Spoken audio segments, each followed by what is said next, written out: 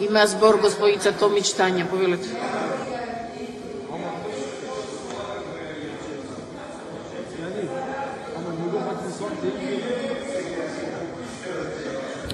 Благодарам, почитувана подпредседателке. Почитуван господин заменик министар, навистина ме интересира кога конечно ќе се освестите во Министерството за образование и ќе престанете со предлагање на ваков тип на закони, кои што можат да се користат само за подпалување на оган и жално и хартијата што е потрошена за нивно штампање. Образованието, и основното, и средното се области во кои што не треба да има политика. Поготово не политиканство како што вие правите. Тоа е област каде што треба да се искоординираме, да се сложиме и ние, и вие како власт и опозиција, меѓутоа и оние кои што се највеќе засегнати, наставниците и родителите на чии што деца им зависат судбините од тоа што вие овде ќе го предложите, а вашето владеачко мнозинство ќе го изгласа. Џабе ви се сите оние огромни суми на пари кои што ги фрлате на реклами, образованието е сила, образованието е моќ, ако носите вакви законски решенија во собранието.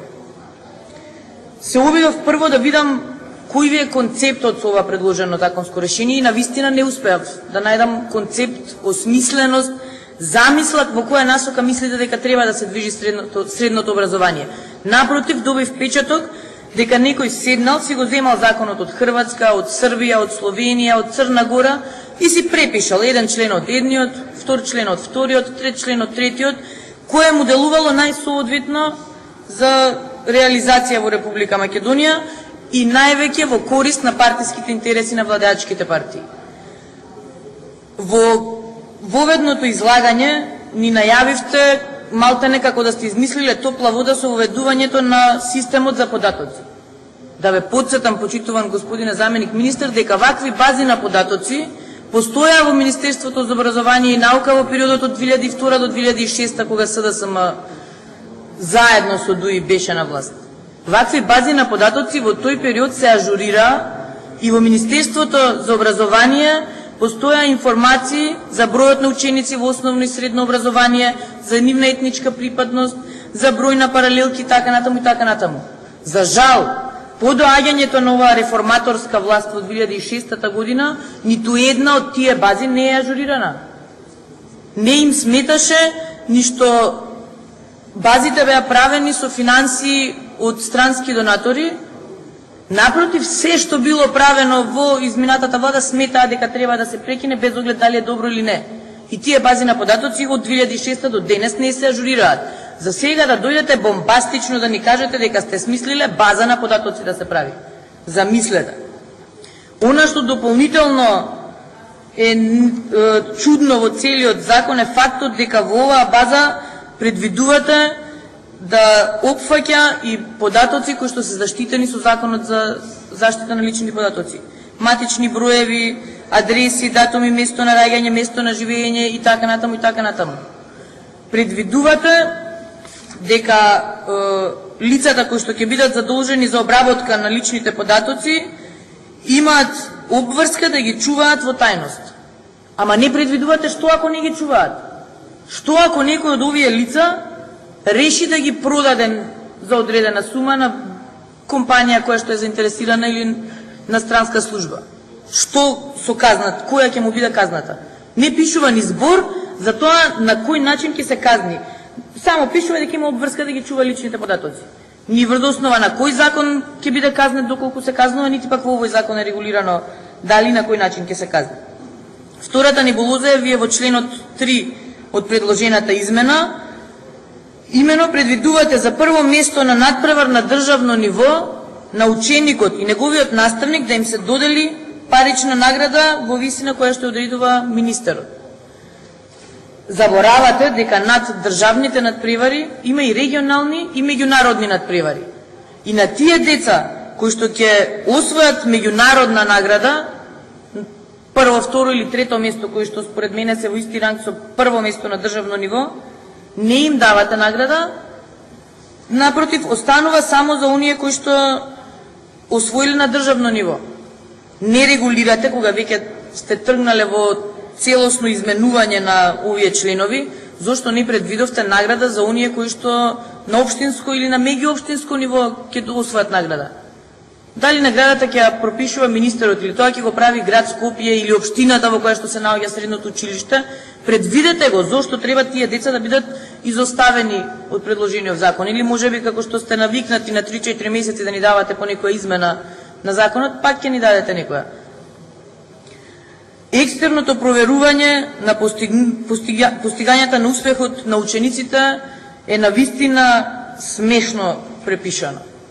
Од каде, од кој закон не знам, меѓутоа да се заборави дека треба да се оценува и квалитетот на наставните планови и програмата и содржините, да се заборави дека кога наставникот му дава оценка на ученикот, тоа го прави не само врз основа на знаењето што го покажал на еден тест, туку врз основа на целата година на неговата редовност, на активност во наставата, на усмено и писмено испрашување.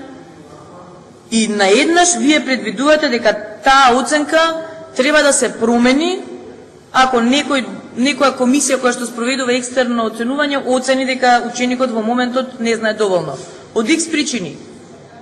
Може да биде трема, може да биде неподготвеност во моментот. Од X причини може да се случи ученикот да добие помала оцена од таа што ја добил од наставникот. И на крај ќе направите да некој кој што цела година учел, работел и добил, да речеме, 4, и некој кој што цела година го немало нигдека, имал 2 и добие 5, на крај да му ставите повторно 4, бидејќи 3,5 ќе биде просекот од тие две. Подготвувањето на вакви законски решенија навистина бара сериозен пристап. Подобро да седнеме 5 месеци да дебатираме и да се измени целосно законот за средно образование, наместо вака паушално во зависност од потребите на вашите партии да ни нудите решенија, не мислејќи при тоа како тоа ќе се одрази на децата. Она што навистина ми е чудно, а што ме интересира како колегите од собранието ќе ми го објаснат, е членот 8 од предложената измена или фактот дека членот 59А се брише.